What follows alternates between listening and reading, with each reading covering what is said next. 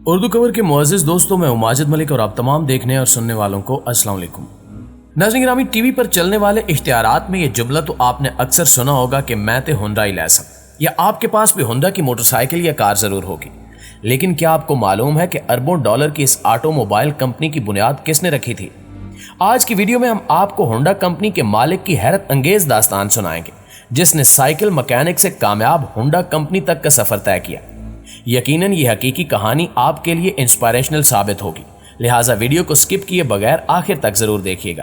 تو آئیے چل کر آج کے اس قیمتی موضوع کا آغاز کرتے ہیں۔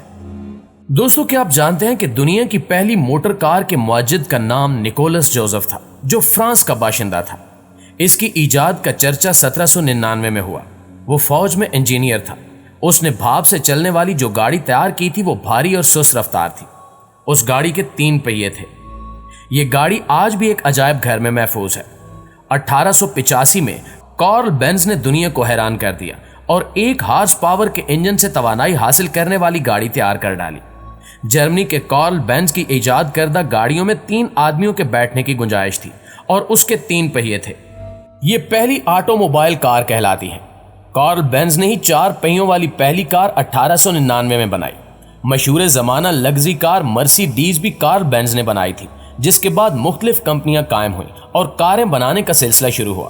تاہم بھاپ کے انجن کی تیاری ریل گاڑی اور موٹر کاروں کے حوالے سے 18ویں صدی عیسوی میں متعدد انجینئرز نے ایسے کئی تجربات کیے کہ موٹر کاروں کے لیے کسی ایک کی ایجاد کو اولین کہنا کچھ مشکل ہو گیا۔ الغرض دنیا کی کسی بھی دوسری ایجاد کی طرح موٹر کار نے بھی رفتہ رفتہ ترقی کی۔ پچھلی 2 صدیوں کے مقابلے میں جب انسان نے زیادہ وسائل، قسم قسم کی ٹیکنالوجی اور سہولیات حاصل کر لیں تو اس کا شوق اور معیار زندگی بھی تبدیل ہوا، اور آج جدید خود کار اور سفر کے اعتبار سے نہایت آرام دہ کاریں سڑکوں پر نظر آتی ہیں۔ یہ نت نئے ڈیزائن کی حامل آرام دہ اور تیز رفتار کاروں کا زمانہ ہے۔ ہر گاڑی کا اب ایک کے بعد دوسرا ماڈل آتا ہے اور زیادہ تر خریدار نئے ماڈل کی گاڑی خریدنا چاہتے ہیں۔ دوستو، کئی برس قبل بھاپ سے چلنے والی موٹر کار کے بعد دنیا کو پیٹرول سے چلنے والی کار ملی، اور آج کے دور میں الیکٹرک کار بھی ایجاد ہو چکی ہے۔ بجلی سے چلنے والی دنیا کی پہلی کار کے موجد کا نام رابرٹ اینڈرسن ہے، اور وہ ناروے ملک سے ہیں، جس کے دارالحکومت اوسلو میں سب سے زیادہ الیکٹرک کاریں موجود ہیں۔ تاہم ایشیا اور کئی دیگر ممالک میں ہونڈا نامی آٹو موبائل کمپنی اپنی مثال آپ ہے، جس کی تیار کردہ کاریں نہ صرف یہ کہ پائیدار ہوتی ہیں بلکہ ان کے اسپیئر پارٹس بھی بآسانی دستیاب ہوتے ہیں۔ لیکن کیا آپ نے کبھی یہ جاننے کی کوشش کی ہے کہ ہونڈا کمپنی کی بنیاد کیسے پڑی؟ اس کمپنی کے مالک کی کہانی بے حد دلچسپ ہے۔ یہ کہانی ہے ایک لوہار سائیکل مکینک کے بیٹے کی، جسے تعلیم کی بجائے مشینوں میں زیادہ دلچسپی تھی اور جو اپنے والد کی دکان پر سائیکل ٹھیک کرنے میں ہاتھ بٹایا کرتا تھا۔ ایک بار یوں ہوا کہ اسکول انتظامیہ نے حکم دیا کہ تمام بچے اپنے ریزلٹ کارڈ پر خاندانی مہر لگوا کر لائیں تاکہ پتہ چل سکے کہ والدین نے ریزلٹ کارڈ دیکھا ہے یا نہیں۔ اس جگاڑو بچے نے سائیکل کے ربڑ کے پیڈل کو تراش کر مہر بنا لی اور سکول والوں کو ریزلٹ دکھا دیا۔ بعد ازاں یہی خدمات دیگر بچوں کو بھی فراہم کی، لیکن پکڑا گیا۔ اسے تعلیم میں دلچسپی تو نہیں تھی، کتابوں کی بجائے مشینیں اور کاریں اچھی لگتی تھیں۔ بچپن میں ہی گاؤں میں آنے والی پہلی کار کے پیٹرول کی خوشبو دماغ میں رچ بس گئی تھی، اور وہ بھی ایک دن ویسی کار بنانا چاہتا تھا۔ 1922 میں اس 15 سالہ لڑکے نے اپنا اسکول، والد کے سائیکلوں کی دکان اور گاؤں چھوڑا اور ٹوکیو چلا گیا، جہاں اسے ایک موٹر گیراج میں کام مل گیا۔ اس لڑکے کا نام تھا سوئی چیرو ہونڈا، جس نے آگے چل کر ہونڈا موٹر کمپنی قائم کی۔ ناظرین گرامی، 6 سال ٹوکیو کے گیراج میں بطور مکینک کام کرنے کے بعد 1928 میں 22 سالہ سوئی چیرو ہونڈا نے اپنا آٹو ریپیئرنگ کا کام چھوٹا موٹا بزنس شروع کر دیا، اور 1937 تک ٹوکائی سیکی کے نام سے ایک کمپنی قائم کر لی، جو ٹویوٹا موٹرز اور ایک جاپانی ایئر کرافٹ کمپنی کے لیے پسٹن رنگز بناتی تھی۔ لیکن 1944 میں جب دوسری جنگ عظیم عروج پر تھی، سوچیرو ہونڈا کی کمپنی کا ایک پلانٹ امریکی طیاروں کی بمباری سے تباہ ہو گیا۔ دوسرا پلانٹ 1945 میں زلزلے کی نظر ہو گیا اور کمپنی کی باقیات ٹویوٹا کو 4.5 لاکھ ین میں بیچ دی گئیں۔ 1946 میں سوئچیرو ہونڈا کو جاپانی امپیریل آرمی کا چھوڑا ہوا ایک جنریٹر ملا، جس نے اسے موٹر سائیکل انجن ڈیزائن کرنے کے لیے ایک چھوٹا آئیڈیا دے دیا۔ اکتوبر 1946 میں 40 سالہ سوئچیرو نے اپنے نام پر ہونڈا ٹیکنیکل ریسرچ انسٹیٹیوٹ قائم کیا اور 24 ستمبر 1948 کو اپنے آبائی شہر ہماماتسو میں ہونڈا موٹرز کارپوریشن کی بنیاد رکھی۔ یہاں پر ہی پہلی بار Honda type A motorcycle بنائی گئی۔ 1949 में होंडा ने 2 stroke 98 CC type D motorcycle मुतारिफ करवाई और इस सीरीज का नाम ड्रीम रखा, जो आज तक चल रही है। यूं मिस्टर होंडा का ख्वाब हकीकत में बदलना शुरू हो गया। उन्होंने अपनी कंपनी का ब्रांड स्लोगन भी यही रखा, the power of dreams. Society of automotive engineers of Japan की जानिब से होंडा के इब्तिदाई दोनों मॉडल्स को ऑटोमोटिव टेक्नोलॉजी के शाहकारों में से एक करार दिया गया। 1949 में मिस्टर होंडा के दोस्त ताकियो फ्यूजीसावा ने भी कंपनी में शमूलियत इख्तियार कर ली। मिस्टर होंडा ने अपने दोस्त को कंपनी के मालियाती अमूर सौंपे और खुद इंजन डिजाइन करने की जिम्मेदारी संभाल ली। मोअज़्ज़िज़ ख्वातीन व हज़रात, दोनों दोस्तों ने कारोबार को तौसीह देने के लिए दिन रात एक कर दिया। इस मेहनत का नतीजा ये निकला कि 1959 में होंडा मोटरसाइकिल ने जापान से बाहर कदम रखा और अपनी पहली डीलरशिप का आगाज अमेरिका से कर दिया।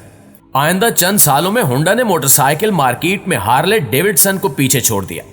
1955 में अपने नौजवानी की शौक की बिना पर मिस्टर होंडा ने टीटी रेस हेडक्वार्टर्स की बुनियाद रखी और अपने इंजीनियर्स के साथ मिलकर पहला रेस इंजन बनाया। 1960 में इन्होंने Honda research and development company कायम की, जिसने दुनिया भर से बासलाहियत इंजीनियर्स को जापान बुलाकर कारों की तैयारी पर काम शुरू कर दिया। 21 अक्टूबर 1966 को होंडा मोटर्स कंपनी ने पहली कार N360 मुतारिफ करवाई, जिसके बाद 1969 में अमेरिका में N600 सीडान मुतारिफ करवाई गई। आज ये कंपनी दुनिया भर में सालाना लाखों मोटरसाइकिल, कारें और इंजन फरोख्त करती है। फोर्ब्स मैगजीन के मुताबिक एक साइकिल मैकेनिक के बेटे की कायम करदा ये कंपनी आज 193 अरब डॉलर के मजमूई असासों, 130 अरब डॉलर की सालाना सेल, 8.5 अरब डॉलर के सालाना मुनाफे और तकरीबन 45 अरब डॉलर की मार्केट वैल्यू के साथ दुनिया की 2000 बड़ी कंपनियों में 103 नंबर पर है। 70 और 80 की दहाई में जब आलमी सतह पर ऑटोमोबाइल इंडस्ट्री अपने अरूज की जानिब गामजन थी, तो मिस्टर होंडा की बेमिसाल तख्लीकी सलाहियतों की मरहूने मिन्नत होंडा गाड़ियां और मोटरसाइकिलें जापान समेत पूरी दुनिया में हाथों हाथ बिक रही थी और यह सिलसिला आज तक जारी है। 1973 में अपनी रिटायरमेंट तक मिस्टर होंडा कंपनी के सदर की हैसियत से काम करते रहे। रिटायरमेंट के बाद इनका ज्यादातर वक्त होंडा फाउंडेशन के लिए वक्फ रहा।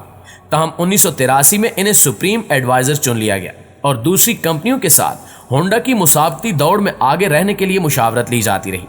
इन्होंने अपने दोस्त ताकियो फ्यूजीसावा के साथ एक अहद किया था कि वो अपने बेटों को कभी भी होंडा कंपनी में शामिल होने पर मजबूर नहीं करेंगे।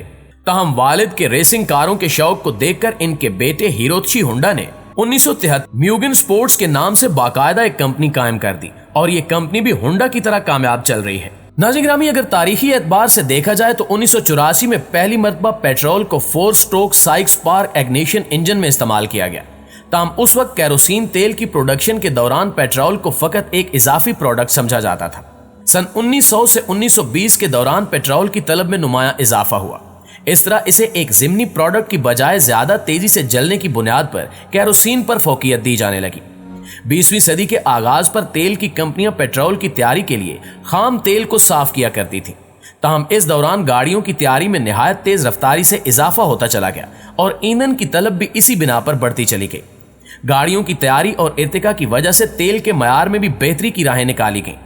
1913 में थर्मल क्रैकिंग का तरीका मुतारिफ करवाया गया, जिसके जरिए पेट्रोलियम मसनूआत से भारी मिकदार में पेट्रोल तैयार किया जाने लगा। इससे कबल ये बात सामने आ चुकी थी कि खाम तेल को अगर गर्म किया जाए तो उसके मालिक्यूल्स टूटते हैं और इसके गैर पायदार मालिक्यूल्स पेट्रोल की तैयारी में कलीदी किरदार अदा कर सकते हैं।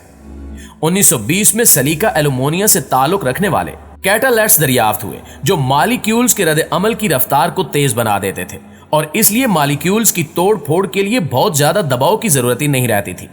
इसका एक और फायदा यह था कि इससे खाम तेल से भारी मिकदार में पेट्रोल हासिल होता था और उसका मयार भी ज्यादा बेहतर होता था। यूं बदलाव आते गए और पेट्रोल इंजन बेहतर से बेहतरीन होता चला गया। आज के दौर का इंसान पेट्रोल इंजन को इलेक्ट्रिक इंजन से बदलने की कोशिश कर रहा है और मुमकिन है कि 2040 तक दुनिया के तरक्की याफ्ता ममालिक पेट्रोल इंजन की प्रोडक्शन बंद कर दें। जी तो दोस्तों, ये थी हमारी आज की वीडियो कैसी लगी कमेंट करके हमें जरूर बताइएगा। इंशाल्लाह आपसे मुलाकात होती है अगली वीडियो में। तब तक अपना और अपने प्यारों का ढेर सारा ख्याल रखिएगा। अल्लाह निगहबान।